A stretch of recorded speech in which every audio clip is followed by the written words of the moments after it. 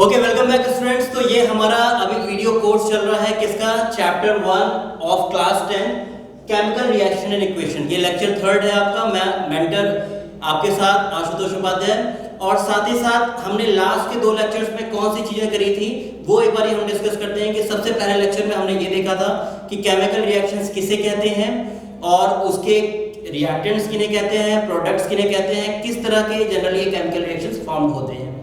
दूसरे लेक्चर पे हमने बहुत इंपॉर्टेंट टॉपिक देखा था जो बैलेंसिंग ऑफ केमिकल रिएक्शंस होता है। बहुत सारे मल्टीपल एग्जांपल्स देखे थे और बहुत सारा आपको होमवर्क भी मिला था। होपफुली आपने वो सारे होमवर्क कर लिए होंगे। कोई भी डाउट आता है आप मुझसे कंटिन्यूअसली पूछ सकते हो। साथ ही साथ ये है आपका थर्ड लेक्चर में हम बहुत ही इंपॉर्टेंट सेक्शन करने वाले हैं। ये है आपका टाइप्स ऑफ रिएक्शन, यानी कितने टाइप के एक रिएक्शंस होते हैं। सो बेसिकली आपके एनसीईआरटी को हम फॉलो कर रहे हैं। सामने आप कॉपी पेन जरूर रखें और इन चीजों को साथ ही साथ नोट करते रहें। नोट्स हम भी प्रोवाइड करेंगे आपको, लेकिन साथ ही साथ खुद के नोट्स कुछ ज्यादा अच्छे होते हैं, राइट। सो चलो आगे बढ़ते हैं। हम इस टॉपिक में हम देखने वाले हैं आपका टाइप्स ऑफ केमिकल रिएक्शंस के बारे में। सो बेसिकली एनसीईआरटी के वाइज आपके 5 तरह के टाइप, मतलब 5 तरह के केमिकल रिएक्शंस होते हैं। फर्स्ट है आपका कॉम्बिनेशन रिएक्शन, सेकेंड है आपका डिकम्पोजिशन रिएक्शन, थर्ड है आपका डिस्प्लेसमेंट रिएक्शन, फोर्थ है आपका double displacement reaction, and the last one is oxidation and reduction reaction. So ये 5 तरह के रिएक्शंस मैंने आपको बोल तो दिए। इनको एक एक करके हम बड़े ही अच्छे, बड़े ही डीप तरीके से समझने की कोशिश करेंगे, ठीक है। सो चलो शुरू करते हैं। एक एक रिएक्शंस को आप एनसीईआरटी वाइज उठाओगे, हम यहां पे उसे डिस्क्राइब करेंगे, ठीक है ना। सो मैं इस साइड में आपके जो भी रिएक्शंस को मैं डिस्क्राइब करूंगा वो मैं इस साइड में आपके लिखते चलूंगा। सो पहला रिएक्शन है आपका, first type of reaction is combination. सबसे पहले देखो, मैं आपसे एक रिक्वेस्ट करता हूं कि आपकी इंग्लिश भी स्ट्रांग होनी चाहिए। नहीं है तो थोड़ा थोड़ा स्ट्रांग करो इंग्लिश को। पॉइंट क्या है कि कभी कभी हम एग्जाम में बैठते हैं, ज्यादातर भाई ग्रेजुएशन में तो और ज्यादा होता है, 10th और 12th में हम ज्यादातर लोग क्या करते हैं कि भाई जिस दिन एग्जाम है एक दिन पहले हम उसको पढ़ाई करेंगे, बाकी तो हमें तुक्का ही मारना है। हमें गेस करना है एग्जाम में कि इसका क्या आंसर होगा, उसके अकॉर्डिंग से हम उसका आंसर लिख देंगे। लेकिन गेस का भी ये कुछ एग्जैक्ट मेथड होना चाहिए ना, कि भाई आप इस चीज का गेस अगर कर रहे हो तो आपका सही हो, लगभग चांसेस तो हो कि जो आपने गेस किया वो भी सही हो। जैसे मैं आपको एक छोटी सी स्टोरी भी बता देता हूँ, साथ ही साथ टाइम आपका लूंगा लेकिन थोड़ा सा मैं माफी चाहूंगा, लेकिन इंटरेस्टिंग स्टोरी है, इसके लिए समझो। हम लोग पढ़ा करते थे तो एक क्लास थी, उसमें एक चैप्टर था, शायद 11th में था, हिंदी का, स्पीति में बारिश। तो स्पीति में बारिश एक अध्याय था। तो हम लोग हिंदी वगैरह बहुत ही कम पढ़ा करते थे। सो उस सेक्शन में क्या हुआ कि हमने क्या करा कि स्पीति में बारिश के चैप्टर को पढ़ा कुछ नहीं। एग्जाम था कल हिंदी का, डायरेक्टली जाकर के लिखा करते थे हम लोग। जो टॉपिक आता जैसे स्पीति में बारिश अध्याय के बारे में कुछ विश्लेषण करें, ऐसा कुछ था। तो जो आता था नाम के अकॉर्डिंग से हमें जो उचित लगता था उसे बना करके लिख देते थे। तो ये चैप्टर है स्पीति में बारिश, इसका विश्लेषण करें। तो मैंने क्या किया कि पूरे एग्जाम में बना करके पूरा उसकी स्टोरी लिख दी। 10 नंबर का था, बड़ी सी स्टोरी लिख दी कि भाई स्पीति में बारिश, नाम के अकॉर्डिंग तो यही लग रहा है कि स्पीति एक जगह होगी जहाँ पे बहुत ज्यादा बारिश। तो मैंने यही लिखा, स्पीति एक जगह जहाँ पे बहुत ज्यादा बारिशें होती हैं, वहां पे हर समय हरियाली छाई रहती है, बारिश इतनी ज्यादा होती है जिससे ट्रांसपोर्टेशन में दिक्कत होती है, ये वो सारी चीजें लिखती। जब कॉपी चेक होकर के आई तब मुझे टीचर ने ये बात बताई कि ये पूरा आंसर तुम्हारा गलत है।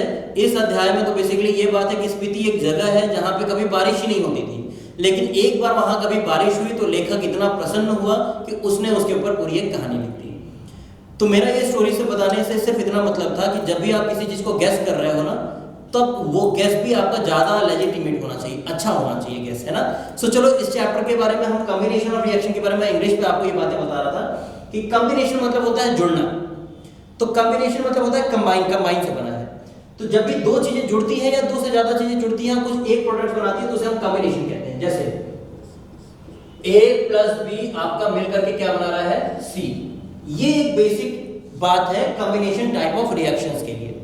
जैसे C प्लस O2, पहला रिएक्शन लिख रहे हैं हम, C प्लस O2 आपको बनाता है CO2। तो इसमें एक दो तरह के अलग अलग एलिमेंट्स या कंपाउंड मिलकर के आपका एक कंपाउंड बना रहे हैं। ये हो गया कॉम्बिनेशन रिएक्शन का एक एग्जांपल। दूसरा एग्जांपल देखो, H2 plus O2 मिलकर के आपका बन रहा है H2O.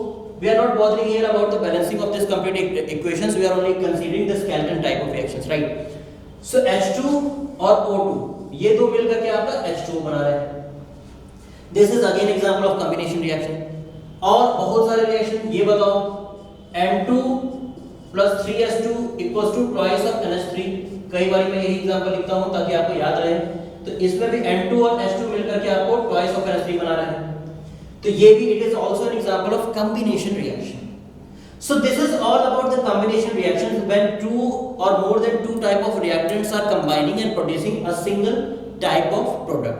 So this was example of combination reaction. Hopefully ये बात आपको clear होगी. सेकेंड टाइप के रिएक्शन पे हम आते हैं जो हमारा डीकंपोजिशन रिएक्शन. डीकंपोजिशन मतलब क्या होता है? सिंपली जो कॉम्बिनेशन में पढ़ा है इसका एग्जैक्टली उल्टा. डीकंपोजिशन मतलब होता है टूटना. तो दूसरा टाइप है आपका डीकंपोजिशन. डी मतलब होता है हमेशा negative. Composition, okay, Zeeshan reaction है ना. सो अब देखो दूसरा क्या है. आपका एक रिएक्टेंट एक से ज्यादा प्रोडक्ट्स में टूटेगा. किसी भी रिएक्शन को उल्टा ले लो.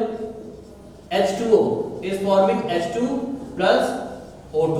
This is again an example of decomposition reaction. उल्टा ले लो सबका. MgO को जब हम हीट कर रहे हैं तो ये क्या बना रहा है? Mg plus O2 बना रहा है.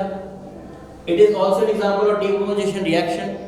NaCl को इलेक्ट्रोलिसिस प्रोसेस से हम जब इसमें हम हीटिंग करते हैं, इलेक्ट्रिसिटी पास करते हैं तो ये बनाता है आपका Na plus Cl minus.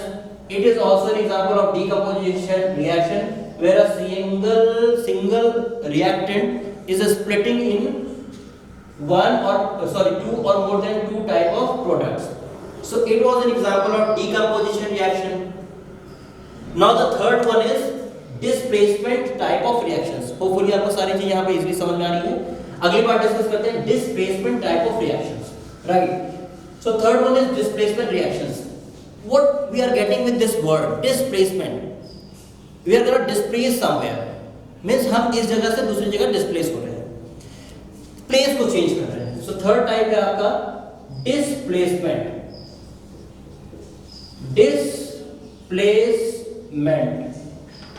मैंने ज्यादा स्पेस कर दिया है ना.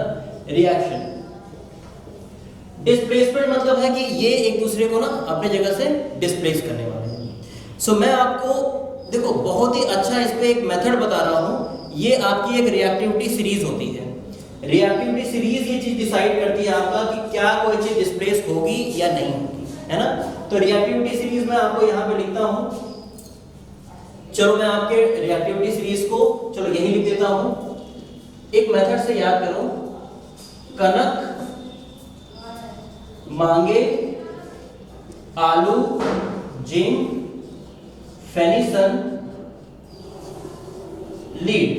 इसके आगे आता है आपका बाकी हाइड्रोजन और इसके आगे सोना चांदी और ये सब AgAu Pb ये सब चीजें आती हैं, ठीक है ना. सॉरी इसके आगे AgAu की चीजें आती हैं. सो अब इसके ऊपर मैं आपको एक छोटी सी एक कहानी बता रहा हूँ. कहानी क्या है कि मान लो एक क्लास था.